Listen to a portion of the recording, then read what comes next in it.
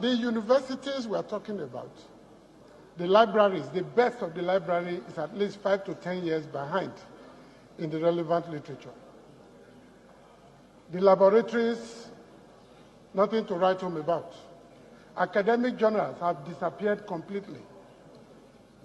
ASU does not just embark on a strike. As a former secretary of ASU and chairman of ASU, I can speak authoritatively that there are several processes of consultation, both with government and with branches, before a decision is reached on whether to go on strike or not.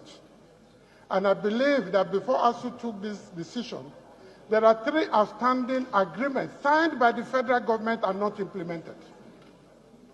I mean, what do we want the union to do?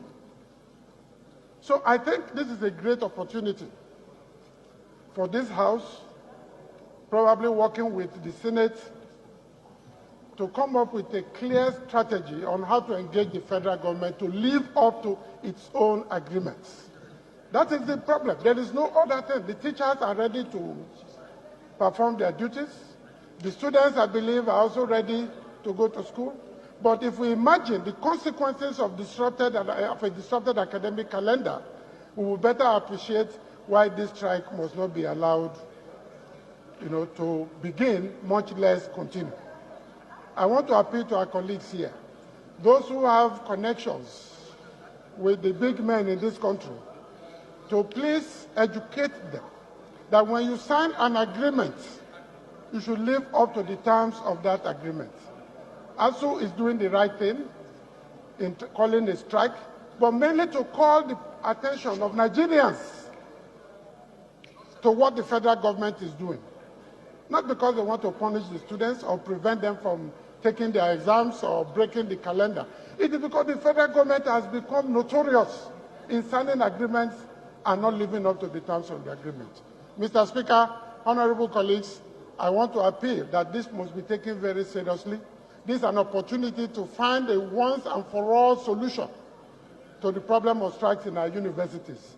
If you see the quality of products of these universities because of disruption of the calendar, you will understand why it is very important. Because the kind of people, the kinds of students we are producing, graduates, will become worse than Boko Haram in the near future. Because they are good at almost nothing. And you force them into the system, give them jobs, they damage the entire administrative, political, and planning processes. And we are back to square one. Over 6 decades after political independence, we are still where we are. We have not solved one single problem. One. Even as the one listed in O.A. Lawal that we all read for a while. Go back to that book, it's still in existence, and see if we have solved one problem since 1960. We should be embarrassed. The Nigerian ruling class is more than wearing big agbada, riding air-conditioned cars and building mansions in Asokoro and other places. We should be embarrassed that as a nation, we have not made progress decisively in any sector. And part of the problem is what is happening with ASU. We're going to be talking about our school children. You have governors with convoys of 20 cars, 30 cars. They are spending money to hire thugs, but they can't even build schools for their children. They can't feed the children once a day. What are we talking about as a people?